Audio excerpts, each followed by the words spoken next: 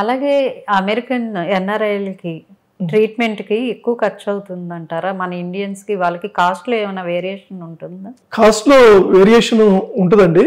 యుఎస్లో వచ్చి ఏ ట్రీట్మెంట్ తీసుకున్నా కానీ చాలా ఎక్స్పెన్సివ్ ఉంటుంది, ఎందుకంటే అక్కడ లేబర్ చాలా కాస్ట్లీ. సెకండ్, మెడికల్ ట్రీట్మెంట్స్ అన్ని ఇన్సూరెన్స్ కవర్ చేస్తే కానీ 20-30% ఇన్సూరెన్స్ కవర్ చేస్తుంది. సో ఎగ్జాంపుల్ రీసెంట్గా మాకు ఇక్కడ పేషెంట్స్ అక్కడ విజ్డమ్ టీత్ తీసుకున్నారు.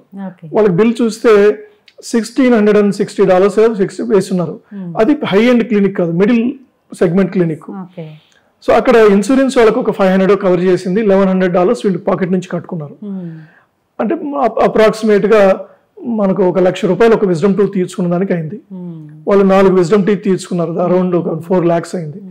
అదే ఇక్కడికి వచ్చినప్పుడు నార్మల్గా మేము విజ్డమ్ టీత్ తీసుకునేది ఎనీథింగ్ 5,000 నుంచి 10,000, 15,000 వరకు తీసుకుంటుంటాం. బాగా టఫ్ కేసు, పెద్ద ఆపరేషన్ లాగా అయితే 15,000 కూడా తీసుకుంటాం. అది కన్సర్న్ మ్యాక్సిలోఫేషియల్ సర్జన్ అని స్పెషలిస్ట్ చేస్తారు. కానీ ఇక్కడికి వచ్చినప్పుడు అక్కడ ట్రీట్మెంట్ అక్కడ ఎంత అవుతుందో దాంట్లో 1/10 కాస్ట్కో లేదా 1/20 కాకుండా 1/5, 1/6 కాస్ట్ కానీ ప్రిపేర్ అయితే దిల్ గెట్ గుడ్ రిజల్ట్స్. ఇక్కడికి వచ్చినప్పుడు ఇండియన్స్ కంటే ఇంకా ఎక్కువ బార్గెనింగ్, ఎక్కువ తక్కువలో చేసుకుంటే బాగుంటుంది అని వాళ్ళ ఉంటుంది.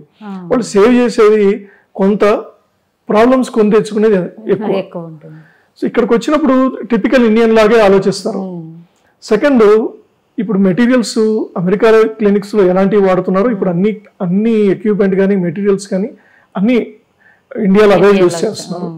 సో కాబట్టి పెద్ద వేరియేషన్ మెటీరియల్ సైడ్ ఉండదు. సపోజ్ ఎగ్జాంపుల్ ఫిల్లింగ్ మెటీరియల్ తీసుకుంటే అమెరికాలో అయినా ఫిల్లింగ్స్ చేసేది 3M కంపెనీ వాడతారు, ఇక్కడ కూడా 3M వాడతారు.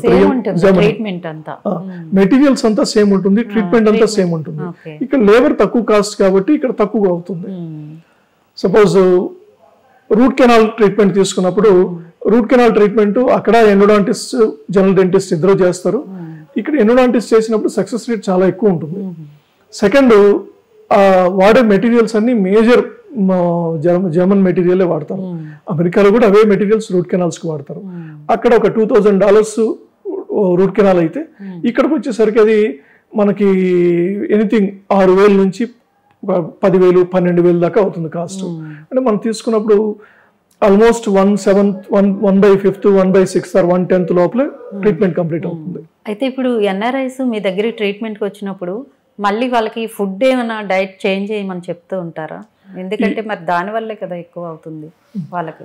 అంటే ఫుడ్ ఒక పాసిబుల్ ఉంటే చేంజ్ చేసుకోమని చెప్తామండి, కానీ ఎక్కువ మందికి పాసిబుల్ ఉండదు. వైఫ్ అండ్ హస్బెండ్ వర్క్ చేసే వాళ్ళు ఎక్కువ మంది ఉంటారు. వాళ్ళు ఇంట్లో కుక్ చేసుకోవడం కంటే ఎక్కువ బయట ఒక మీల్ అయినా రోజు బయట తింటుంటారు వస్తుంది. కాబట్టి స్టిక్కీ ఫుడ్ తీసుకున్నా కానీ ఈవినింగ్ 6 తర్వాత స్టిక్కీ ఫుడ్ తీసుకోకపోతే పళ్ళు పుచ్చిపోయే అవకాశం తగ్గిపోతుంది. సెకండ్, నైట్ టైం తప్పనిసరిగా బ్రష్ చేయడం, ఫ్లాసింగ్ అనేది మార్నింగ్ ఈవినింగ్ ఫ్లాసింగ్ అనేది చేసుకోవాలి. ఇంతకుముందు థ్రెడ్ తో చేసుకోవడం చాలా కష్టంగా ఉండేది, ఇప్పుడు వాటర్ ఫ్లాస్ లోనే వచ్చున్నాయి. ఆ వాటర్ స్పీడ్ తో సందులో విరుక్కున్నవన్నీ పోతాయి. మమ్మల్ని అడుగుతూ ఉంటారు యూఎస్ నుంచి వచ్చే పేషెంట్స్, మా పిల్లలకి పళ్ళు పుచ్చిపోకుండా ఉండాలంటే ఏం చేయాలండి అంటే, మీరు పిట్ అండ్ ఫిషర్ సీలెంట్స్ అని డెంటల్ సీలెంట్స్ అంటారు. అంటే పళ్ళు పుచ్చిపోకుండా పండు ఆ గ్రూస్ లోపల రఫ్ సర్ఫేస్ అంతా స్మూత్ చేసే మెటీరియల్ చేస్తే స్వీట్స్ తిన్నా స్టిక్కీ ఫుడ్ తిన్నా అతుక్కోదు. ఒకటి, పెద్దవాళ్ళైనా చేసుకోవచ్చు. సెకండ్, ఈవినింగ్ 6 తర్వాత ఎలాంటి స్వీట్ ఇవ్వద్దు, స్టిక్కీ ఫుడ్ ఇవ్వద్దు. థర్డ్, తప్పనిసరిగా నైట్కి బ్రష్ చేయొచ్చండి. తర్వాత 6 monthsకి ఒకసారి ఎక్స్పెన్సివ్ అయినా కానీ మీరు యూఎస్లో అయినా యూరోప్లో అయినా ఆస్ట్రేలియా అయినా ఎక్కడ ఉన్నా కానీ 6 monthsకి ఒకసారి డెంటల్ సర్జన్ కన్సల్ట్ చేస్తే ఓన్లీ స్కేలింగ్ కన్సల్టేషన్కి అక్కడ వెళ్ళొచ్చు. ఎక్కువ పెద్ద ప్రాబ్లమ్స్ ఉంటే ముందే తెలిసిపోతాయి.